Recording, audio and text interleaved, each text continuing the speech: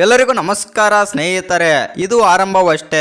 ಅಭಿಷೇಕ್ ಆಟಕ್ಕೆ ಮನಸೋತ ಸ್ಟಾರ್ ಆಟಗಾರ. ಆ ಆಟಗಾರ ಯಾರು ಎಂಬುದು ಸಂಪೂರ್ಣ ಮಾಹಿತಿಯನ್ನು ತಿಳ್ಕೊಂಬರೋಣ ಬನ್ನಿ ಸ್ನೇಹಿತರೆ.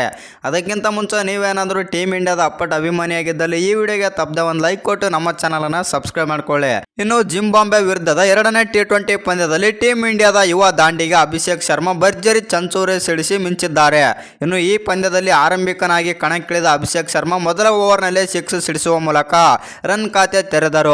ಇದಾದ ಬಳಿಕ ಸ್ಫೋಟಕ ಬ್ಯಾಟಿಂಗ್ ಪ್ರದರ್ಶನ ಮಾಡಿದ ಅಭಿಷೇಕ್ ಶರ್ಮಾ 32 ಎಸೆತಗಳಲ್ಲಿ ಅರ್ಧಶತಕ ಪೂರೈಸಿದರು. ಆ ಬಳಿಕ ಶುರುವಾದ ಸಿಡಿಲಬ್ಬರಕ್ಕೆ ಜಿಂಬಾಬ್ವೆ ಬೌಲರ್ಗಳು ಹೈರಾಣಾದರು. ಹೌದು ಸ್ನೇಹಿತರೆ, ಪರಿಣಾಮ ಎಂದರೆ ಕೇವಲ 46 ಎಸೆತಗಳಲ್ಲಿ 8 ಭರ್ಜರಿ 6 ಮತ್ತು 7 4ಗಳೊಂದಿಗೆ ಶತಕ ಸಿಡಿಸಿ ಔಟ್ ಆದರು. ಈ ಶತಕದ ನೆರವಿನಿಂದ ಟೀಮ್ ಇಂಡಿಯಾ 234 ರನ್ ಕಲೆ ಹಾಕಿತು. ಇನ್ನು ಈ ಗುರಿಯನ್ನು ಬೆನ್ನತ್ತಿದ ಜಿಂಬಾಬ್ವೆ ತಂಡವು ಕೇವಲ 134 ರನ್ಗಳಿಗೆ ಆಲ್ಔಟ್ ಆಗಿ 100 ರನ್ಗಳ ಹೀನಾಯ ಸೋಲು ಕಂಡಿತು. ಇನ್ನು ಈ ಗೆಲುವಿನ ಬಳಿಕ ಅಭಿಷೇಕ್ ಶರ್ಮಾ ತಮ್ಮ ಪೋಷಕರಿಗೆ ವಿಡಿಯೋ ಕಾಲ್ ಮಾಡಿದರು. ಇದೇ ವೇಳೆ ತಂದೆ ತಾಯಿ ಮಗನ ಸೆಂಚುರಿ ಬಗ್ಗೆ ಖುಷಿ ವ್ಯಕ್ತಪಡಿಸಿದರು.